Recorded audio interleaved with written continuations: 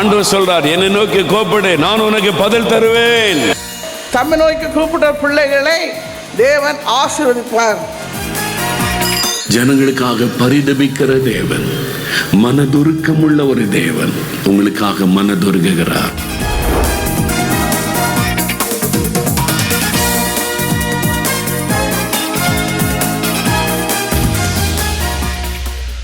பரிசுத்த மார்க் எழுதின சுவிசேஷம் 5ஆம் அதிகாரம் 36வது வசனம். அவர்கள் சொன்ன வார்த்தையை இயேசு கேட்டவுடனே ஜெப ஆலய தலைவனை நோக்கி, பயப்படாதே, விசுவாசம் உள்ளவனாயிரு என்று சொன்னார்.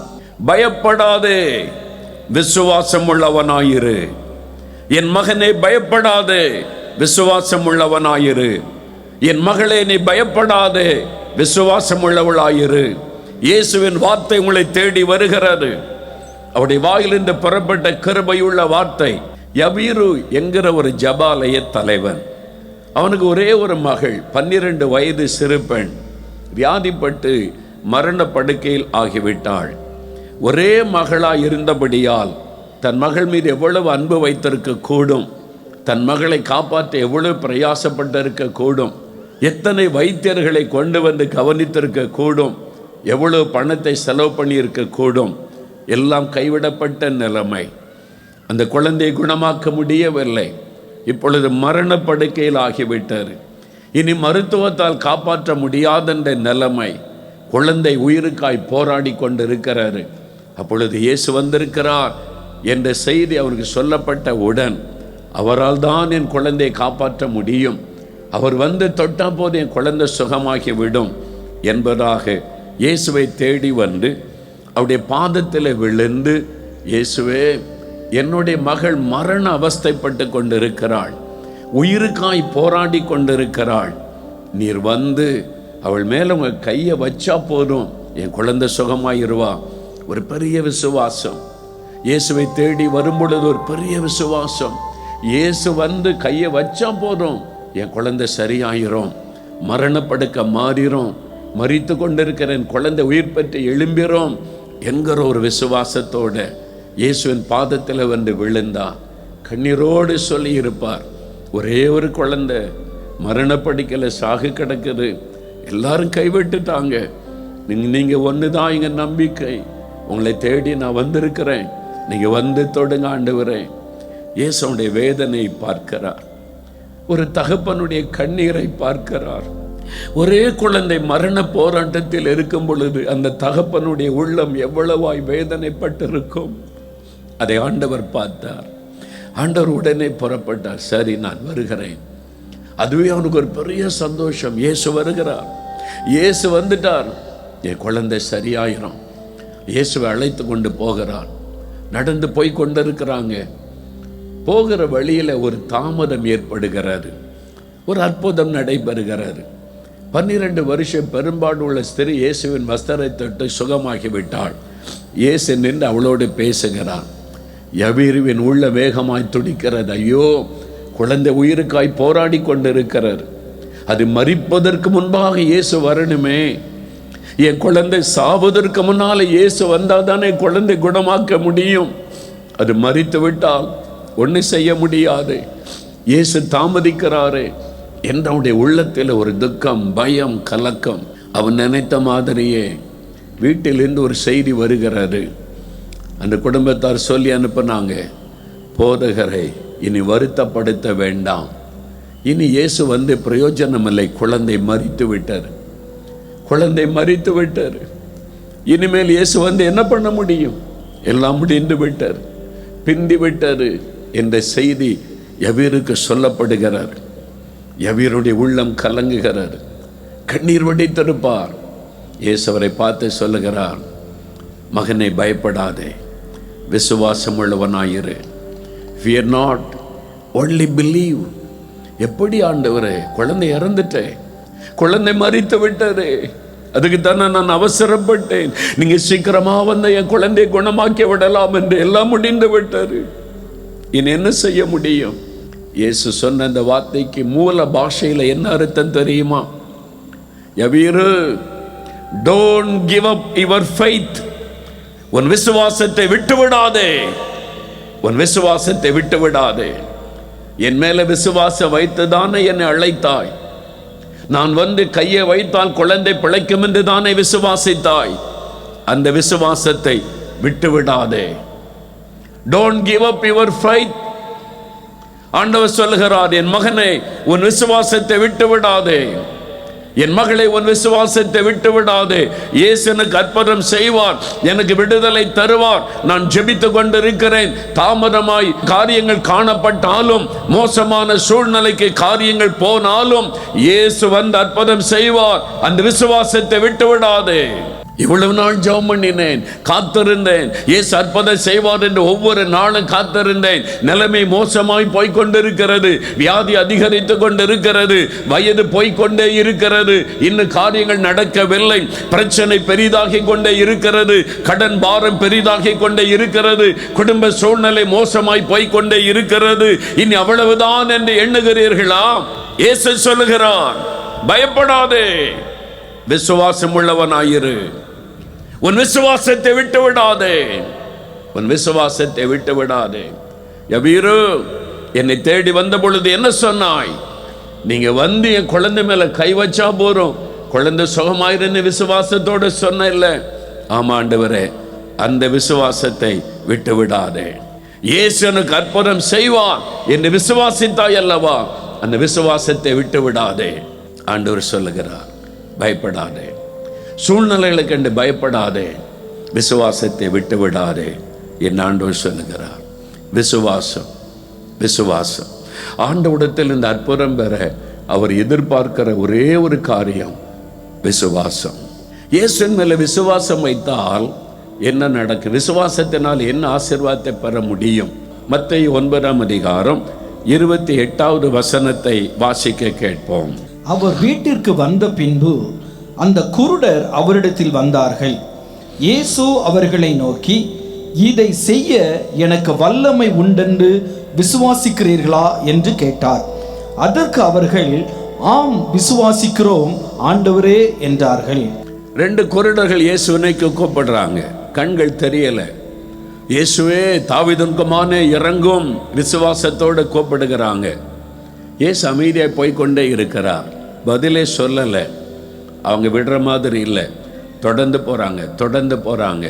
ஒரு நாள் ஜெபத்தோடு நின்று விடக்கூடாது, பெற்றுக்கொள்ளும் வரைக்கும் இயேசுவை விடக்கூடாது, பெற்றுக்கொள்ளும் வரைக்கும் தொடர்ந்து வேண்டிக் கொள்ளணும். அவங்க ஒரு முறை கூப்பிட்டதோடு நின்று விடவில்லை, தொடர்ந்து போகிறாங்க. அதான் அவர் மேலே வைக்கிற விசுவாசம். அவர் எனக்கு எப்படி அற்புதம் செய்வார், நான் விட மாட்டேன் அவரை என்று தொடர்ந்து பற்றி கொள்ளுவார். அவர் வீட்டுக்குள்ளே வந்துட்டார். ஒரு வீட்டுக்குள்ளே போனோன்னு அங்கேயே வந்துட்டாங்க. 2 கண் தெரியாத மனிதர்களை கொண்டு வந்து இயேசுக்கு முன்னால் விட்டாங்க. இயேசு அவர்களை பார்க்கிறார். என்னை கூப்பிட்டுக்கிட்டே வர்றீங்க, தாவீதின் குமாரனே எனக்கு இறங்கும், கண் பார்வை வேணும்னு தான் கூப்பிடுறீங்க, எனக்கு தெரியும். நீங்கள் என்னை கூப்பிட்டு கொண்டு இவ்வளோ தூரம் வந்திருக்கிறீங்க, உங்களுக்கு கண் பார்வை கொடுக்க முடியும் என்று விசுவாசிக்கிறீங்களா? என்னிடத்தில் அந்த வல்லமை உண்டென்று விசுவாசிக்கிறீர்களா? என்னை கூப்பிட்டீங்கல்ல, நான் அற்புதம் செய்யணும்ல, தட்சணை கொண்டு வந்தியா, காசு கொண்டு வந்தியா, தங்கம் கொண்டு வந்தியா, வெள்ளி என்ன கொண்டு வந்த? இயேசு எதையும் கேட்கல. அவர் இலவசமாய் அற்புதம் செய்கிற ஆண்டவர், இலவசமாய் சுகம் கொடுக்கிற ஆண்டவர். உங்களுக்கு ஒரு அற்புதம் நடப்பதற்கு காசு கேட்டால் அது தெய்வமாக இருக்க முடியாது, அது பிசாசு வஞ்சிக்கிற ஒரு கிரியை. இலவசமாய் சுகம் கொடுக்கிறவர் தான் மெய்யான ஆண்டவர், இலவசமாய் விடுதலை கொடுக்கிறவர் தான் மெய்யான கடவுள். உன்னை பிசாசின் கட்டளிலிருந்து விடுதலையாக்க வேண்டுமானால் இவ்வளவு பணம் வேண்டும் என்று கேட்டால் அது கடவுள் அல்ல, அறிந்து கொள்ளுங்கள். இயேசுவிடத்தில் கேட்டது பொன்னையோ பொருளையோ அல்ல. விசுவாசிக்கிறியா? நான் உனக்கு விடுதலை தர முடியும், குணமாக்க முடியும், விசுவாசிக்கிறியா? அது ஒண்ணுதான் கேட்டார். இது எல்லாரிடத்திலும் இருக்குது. பணம் எல்லாரிடத்திலும் இல்லையே.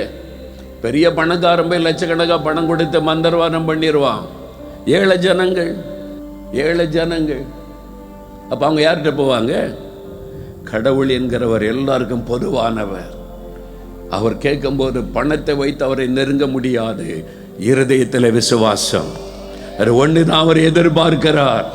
அதுதான் கடவுளுக்கும் பொய்யான கடவுளுக்கும் உள்ள வித்தியாசம். அறிந்து கொள்ளுங்க. நம்முடைய அறியாமையை தான் பிசாசு பயன்படுத்துகிறான். நம்முடைய அறியாமையை தான் பொல்லாத மனிதர்களும் பயன்படுத்துகிறார்கள். சத்தியத்தை அறிந்து கொள்ளுங்கள், அது உங்களை விடுதலையாக்கும் என்று இயேசு சொன்னார். அறிந்து கொள்ளுங்க. அப்ப ஆண்டவர் வந்து கேட்கிறார், என்னை கூப்பிட்டீங்க, நான் உங்களை சுகமாக்குவேன் என்று என்கிட்ட வல்லமை இருக்குன்னு விசுவாசிக்கிறீங்களா? விசுவாசிக்கிறோம் ஆண்டவரே, விசுவாசிக்கிறோம். உடனே இயேசு சொன்னார், நீங்கள் விசுவாசித்தபடி உங்களுக்கு ஆக கடவுது என்றார். 2 பேரும் பார்வை அடைந்து விட்டார்கள். இன்றைக்கு ஆண்டவர் கேட்கிறார், மகனே என்னை தேடி வந்தாயே, நான் உன்னை குணமாக்க முடியும் என்று விசுவாசிக்கிறாயா? நான் உனக்கு விடுதலை தர முடியும் என்று விசுவாசிக்கிறாயா? நான் உனக்கு அற்புதம் செய்ய முடியும் என்று விசுவாசிக்கிறாயா? விசுவாசிக்கிறேன்னு சொல்லணும். அவர்கிட்ட வாய் திறந்து நான் விசுவாசிக்கிற ஆண்டவர் என்று சொல்லணும். அது அவருக்கு எல்லாமே தெரியும். இந்த விதண்டாவாதெல்லாம் பேசக்கூடாது, பெருமை அங்க காண்பிக்க கூடாது. ஆண்டவருக்கு முன்னால தாழ்த்தி விசுவாசிக்கிறேன் ஆண்டவரேன்னு சொல்லணும். வாயை திறந்து சொல்லணும். அப்ப ஆண்டவர் அற்புதம் செய்வார். விசுவாசத்தை கனப்படுத்துகிற தேவன் அவர். வேலூருக்கு பக்கத்துல ஒரு ஜெபமலை இருக்கிறது. வேலூருக்கு அவுட்டர்ல ஜெபமலை, அங்கே ஜெபிக்கிற இடம்லாம் இருக்கு, அதனால பேர் ஜெபமலை. அதனுடைய அடிவாரத்தில் ஒரு கூட்டம் சில ஆண்டுகளுக்கு முன்பாய் ஒழுங்கு செய்திருந்தார்கள். ஒரு நாள் கூட்டம், நான் போயிருந்தேன். வேலூர் பிஷப் நிறைய போதகர்கள் எல்லாம் மேடையில் இருந்தாங்க. திரள் கூட்ட மக்கள் வந்திருந்தாங்க. விசுவாசத்தை குறித்தும் இயேசுவின் வல்லமை குறித்து பிரசங்கம் பண்ணி ஜெபத்தை நடத்தினேன். அந்த ஜெபம் முடிந்தது. சுகம் பெற்றவங்க, விடுதலை பெற்றவங்க இயேசுவை மகிமைப்படுத்த மேடைக்கு வரலாம் என்று சொன்னபோது பலர் வந்து சாட்சி சொன்னாங்க. அதில் ஒரு சாட்சி எல்லாரையும் அசைய பண்ணினது. ஒரு சகோதரி வந்தாங்க, 45 வயது, டீச்சராய் பணி செய்கிறவங்க. அவங்க வந்து மேடையில் சாட்சி சொன்னாங்க. அவளுக்கு பிறவியிலேயே ஒரு கண் பார்வை கிடையாது, பார்ன் பிளைண்ட், பிறக்கும் போதே ஒரு கண்ணில் பார்வை கிடையாது. அந்த டாக்டர்ஸ் அவங்க கொஞ்சம் வயசு வளர்ந்த பிறகு தான் கண்டுபிடிச்சாங்க. டாக்டர் பார்த்துட்டு சொன்னாங்க, கண் பார்வை ஒரு கண்ணில் தான் பார்வை இருக்குது, ஒரு கண்ணில் பார்வை இல்லை. பெற்றோர் பல டாக்டர்கிட்ட கொண்டு போனாங்க, ஐ ஸ்பெஷலிஸ்ட்டுக்கிட்ட. அவங்க சொன்னாங்க, இது பிறவி குறைபாடு, பிறவிலேயே இந்த பாதிப்பு இருக்கிறதுனால ஒன்றும் பண்ண முடியாது, இடையில ஏதாவது பாதிச்சிருந்தால் சரிப்படுத்த முயற்சிக்கலாம். அதனால் ஒரு கண்ணோட தான் வாழ்ந்தார்கள்.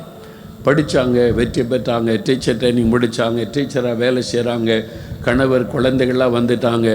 சரி, எனக்கு ஒரு கண் பார்வை இல்லை, ஆண்டவர் ஒரு கண்ணோடு என்னை படைச்சிட்டார் அப்படின்னு சொல்லி தன்னை திருப்திப்படுத்தி கொண்டு வாழ்ந்துட்டாங்க. அந்த கூட்டத்தில் விசுவாசத்தை குறித்து பேசின போது பிறவி சப்பானிகளை நடக்க பண்ணி இருக்கிறார், பிறவி குருடர்களுக்கு இயேசு பார்வை கொடுத்திருக்கிறார், இன்றைக்கு செய்வார். அந்த வார்த்தைகளுக்குள்ள விசுவாசத்தை கொண்டு வந்தார். அவனுடைய உள்ளத்தில் ஒரு விசுவாச ரைஸ் ஆனார். அப்போ எனக்கும் அவர் அற்புதம் செய்ய முடியுமே, பிறவி குருடர்களுக்கு இயேசு பார்வை கொடுத்தார் என்றால் எனக்கும் பிறவிலே கண் தெரியாத கண் பார்வை தர முடியுமே. விசுவாசம் அன்னைக்கு தான் எழும்பினது.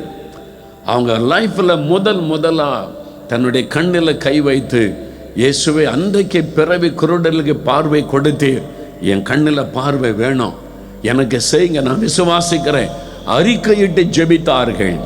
அவங்க ஜெபிச்சு முடித்த கையை எடுத்தால் கண் பார்வை வந்திருந்தது.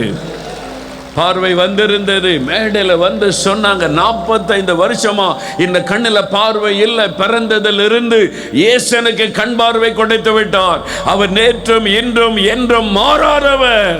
இயேசுடைய வல்லமை மாறி போகவில்லை. 2000 ஆண்டுகளுக்கு முன்பாய் அற்புதம் செய்த இயேசு இன்றைக்கு உயிரோடு இருக்கிறார். இயேசு கற்பனை கடவுள் அல்ல, உயிரோடு இருக்கிற ஆண்டவர். நீ விசுவாசித்தால் அற்புதத்தை காண்பாய். நீ விசுவாசித்தால் உனக்கும் இதே மாதிரி அற்புதத்தை இயேசு செய்வார். உன்னுடைய விசுவாசத்தை தான் அவர் எதிர்பார்க்கிறார். இயேசுகிட்ட ஒரு என்ன மதம், என்ன இனம், என்ன பாஷை, அதெல்லாம் கேட்க மாட்டார். அவர் அதுக்கெல்லாம் அப்பாற்பட்டார். எல்லாரையும் நேசிக்கிறவர். விசுவாசிக்கிறியா தம்பி, மகனை விசுவாசிக்கிறியா? அது ஒன்று தான் ஆண்டவர் கேட்பார். விசுவாசத்தை கனப்படுத்துகிற தேவன். இன்றைக்கு விசுவாசிங்க, இன்றைக்கு உங்களுக்கு அற்புதம் நடக்க போகிறாரு. இன்றைக்கு உங்களுடைய சரீரத்தில் அற்புத மாற்றம் வரப்போகிறாரு. பிறவி குறைபாடுகளை கூட மாற்றப் போகிறார். உங்களுடைய கால்களை புதிதாய் மாற்றி விடுவார், கண்களை புதிதாய் மாற்றி விடுவார், இருதயத்தை புதிதாய் மாற்றி விடுவார். எனக்கு பாதிக்கப்பட்ட இருதயம், முற்றிலும் பாதிக்கப்பட்டு வீங்கி இருந்த இருதயம், மருத்துவர்கள் சொன்னார்கள் இனி இந்த மகனை காப்பாற்ற முடியாது, இருதயம் கம்ப்ளீட்டா டேமேஜ் ஆகிவிட்டது, சில நாட்கள் தான் உயிரோடு இருப்பான் என்று என் பெற்றோரிடத்தில் டாக்டர் ஆறுதல் படைத்து அனுப்பிவிட்டார்கள். மரணப்படுக்கை, சாக கடந்தேன், மூச்சு விட முடியாது. ரொம்ப பக்தி உள்ளவன், சின்ன வயதிலிருந்து தினமும் காலையும் மாலையும் தெய்வ வணக்கம் செய்தவன், எல்லாம் கைவிட்ட நிலைமையில், இனி அவ்வளவுதான் என்கிற நிலைமையில் நான் இயேசுவை கேவலமா பரிகாசமா பேசி இருந்தாலும் கூட எங்க வீட்டுக்குள்ள இயேசு வந்தார். ஒரு சகோதரன் ஜெபிக்கும் போது எங்க வீட்டுக்குள்ள நான் படுத்திருந்த அறைக்குள்ள இயேசு வந்து என்னை தொட்டார். புதிய இருதயமாய் மாறிவிட்டது. 14 வயசுல இயேசு எனக்கு புதிய இருதயம் கொடுத்தார். இன்னைக்கு 71 வயது வரைக்கும் இந்த இருதயம் ஆரோக்கியமாய் ஓடிக்கொண்டிருக்கிறது. சுகத்தோடு இருக்க காரணம் இயேசுவின் ஒரு தொடுதல். அந்த இயேசு தான் இங்கே வந்திருக்கிறார். அந்த இயேசு தான் இங்கே வந்திருக்கிறார். எனக்கு அவர் செய்தார், உங்களுக்கு செய்வார். அவரை கேவலமாய் பேசின எனக்கே அற்புதம் செய்தாரே, உங்களுக்கு செய்ய மாட்டாரா? அவர் அன்பான ஆண்டவர். வெளியில நிக்கல, ஐயோ இவங்க கிறிஸ்தவங்க இல்லை, இவங்க வீட்டுக்குள்ள நான் ஏன் போனோம், இயேசு சொல்லலை. கிறிஸ்தவங்கள மதம் மாறுவாங்களன்னு கேளுங்க, அப்போ நான் வீட்டில் வந்து அற்புதம் செய்கிறேன். இயேசு அப்படி சொல்லலை, எங்களை மதம் மாற சொல்லவும் இல்லை, எங்கள் வீட்டுக்குள்ளே வரமாட்டேன்னு சொல்லவும் இல்லை. நான் இந்துவாக இருந்த போதே எங்கள் வீட்டுக்குள்ளே வந்து இயேசு என்னை தொட்டு குணமாக்கினார். இயேசு எல்லாருக்கும் உரிய ஆண்டவர், யாரையும் வெறுக்கிறவர் அல்ல. மதங்களுக்கெல்லாம் அப்பாற்பட்டவர் இயேசு, மதங்களுக்கெல்லாம் அப்பாற்பட்டவர் இயேசு. ஆம் பிரியமானவர்களே, என் தம்பி 2 பேர் இன்னும் இந்துவாக தான் இருக்கிறாங்க. நான் அவங்கள மதம் மாற சொல்லவில்லை. இயேசுவை பற்றி தெரியும். அவங்களா இயேசுவை ஏற்றுக்கொள்கிற அன்னைக்கு அவங்க இயேசுவை ஏற்றுக்கொள்ளுவாங்க. இயேசு மதங்களுக்கெல்லாம் அப்பாற்பட்ட தேவன், எல்லாரையும் நேசிக்கிறவர். உங்களை நேசிக்கிறார், உங்களை நேசிக்கிறார், உங்களை நேசிக்கிறார். உங்களை ஆண்டவர் அற்புதம் செய்ய உங்கள் அருகிலே வந்து நிற்கிறார். என்னை கூப்பிடு, என்னை விசுவாசி, நான் அற்புதம் செய்கிறேன். அதுதான் இயேசு சொல்லுகிற வார்த்தை. இயேசு அற்புதமான ஆண்டு, அவருடைய அன்பு ஆச்சரியமானது. அந்த நண்பு நினைச்சு இன்னைக்கு அழுது இருக்கிறேன். ஏன் என்னை தேடி வந்தீங்க ஆண்டவரே? நான் தான் உங்களை திட்டினேன், ஏசினேன், உம்மை கேவலமா பேசினேன், உம்மை நம்பலியே, ஏன் என்னை குணமாக்கினீர்? அந்த அன்பை விளங்கி கொள்ள முடியாத அன்பு, ஆச்சரியமான அன்பு. அவர் உங்களை நேசிக்கிறார், உங்களை நேசிக்கிறார். அவரை கூப்பிட பயப்படாதங்க. நீங்க அவரை கேவலமா பேசியிருக்கலாம், திட்டி இருக்கலாம், பரவாயில்ல. இயேசுவே என்னையும் மன்னிச்ச சுகம் கொடுங்கன்னு கேளுங்க. உடனே அவர் இரக்கம் காட்டுகிற தேவன் உங்களுக்கு அற்புதம் செய்வார். பிரியமானவர்களே, ஆண்டவர் உங்களோடு பேசி இருக்கிறார். உங்களுக்கான தெய்வ செய்தி உங்களுக்கு அறிவிக்கப்பட்டது. பிரச்சனை, போராட்டம், தேவை, நெருக்கத்தில் என்ன செய்யறதுன்னு கலங்குனீங்க, விசுவாசிங்க அப்படின்னு ஆண்டவர் பேசி இருக்கிறார். நீங்கள் விசுவாசித்தா அற்புதத்தை பெற்றுக்கொள்ள முடியும், சுகத்தை பெற முடியும், விடுதலை பெற முடியும், ஆசீர்வாதத்தை பெற முடியும். இயேசுவின் மேல் வைக்கிற விசுவாசம். விசுவாசிக்கிறீங்களா? விசுவாசத்தோடு இப்போ ஜெபிக்கலாமா? நான் விசுவாசிக்கிறேன், உங்களோடு கூட சேர்ந்து உங்களுக்கு இன்றைக்கு அற்புதம் நடக்கும். அப்போ விசுவாசத்தோடு ஜெபிக்கும் போது இப்போவே இயேசு உங்களை தொடுவதை உணர முடியும். சுகமாவீங்க, விடுதலையாவீங்க. நீங்கள் கேட்டுக்கொள்ளுகிற காரியத்தில் அற்புதம் நடக்கும். என் கூட சேர்ந்து விசுவாசத்தை ஜெபிக்கிறீங்களா? நம்ம ஜெபிக்கலாமா? ஜெபிக்கலாம். தகப்பனே, நாங்களும் விசுவாசிக்கிறோம், உம்முடைய வல்லமை விசுவாசிக்கிறோம், உம்முடைய அன்பை விசுவாசிக்கிறோம், நீர் அற்புதங்களின் தேவன் என்பதை விசுவாசிக்கிறோம். எங்கள் ஜெபத்தை கேட்கிறீர், பதில் தருகிறவர் என்பதை விசுவாசிக்கிறோம். இதோ இந்த பிள்ளைகளோடு இணைந்து நான் அவர்களுடைய அற்புதத்திற்காக ஜெபிக்கிறேன். வியாதிப்பட்ட பிள்ளைகள், எனக்கு சுகம் வேண்டும், எனக்கு ஒரு விடுதலை வேண்டும் என்று ஜெபிக்கிறாங்களப்பா. விசுவாசமுள்ள ஜெபம் பிணியாளியை ரட்சிக்கும், சுகமாக்கும் என்ற வார்த்தை விசுவாசித்து நான் ஜெபிக்கிறேன். இயேசு கிறிஸ்துவின் வல்லமையுள்ள நாமத்தில் சகல நோய்களும் விலகுவதாக. இந்த நோயின் வல்லமைகள் இயேசுவின் நாமத்தில் அழிக்கப்பட்டு போவதாக. அந்த பிசாசின் கட்டுகள் இயேசுவின் நாமத்தில் விலகி போவதாக. இந்த நிமிஷம் அற்புதமான சுகம் இந்த பிள்ளைகளுக்கு உண்டாகட்டும். அவருடைய சரீரங்களில் சுகமளிக்கிறமுடைய வல்லமை இறங்கட்டும். நசரேயனாகிய இயேசுவின் நாமத்தில் அவருடைய தேவைகள் சந்திக்கப்படட்டும், அவருடைய குறைவுகள் நிறைவாக்கப்படட்டும், அவளுக்கு வழிகள் திறக்கப்படட்டும். எந்த காரியத்தில் அற்புதம் வேண்டுமென்று இந்த பிள்ளைகள் ஜெபிக்கிறார்களோ, இன்றைக்கு இப்பொழுது ஒரு அற்புதம் நடப்பதாக. இயேசு கிறிஸ்துவின் நாமத்தில் ஒரு அற்புத மாற்றம் உண்டாவதாக. இவர்கள் பயப்படுகிற காரியங்கள் மாறட்டும், வழிகள் திறக்கப்படட்டும். ஒரு அற்புத மாற்றத்தை இன்றைக்கே காண செய்யும். நாங்கள் விசுவாசிக்கிறோம். உம்முடைய பிள்ளைகளோடு இணைந்து நானும் விசுவாசிக்கிறேன். எங்களுடைய விசுவாசத்தை நாங்கள் அறிக்கையிடுகிறோம். இயேசுவின் நாமத்தில் விசுவாசத்தோடு ஜெபித்து அற்புதங்களை பெற்றுக்கொள்கிறோம். இயேசுவின் நாமத்தில் ஜெபிக்கிறோம் பிதாவே. ஆமேன், ஆமேன்.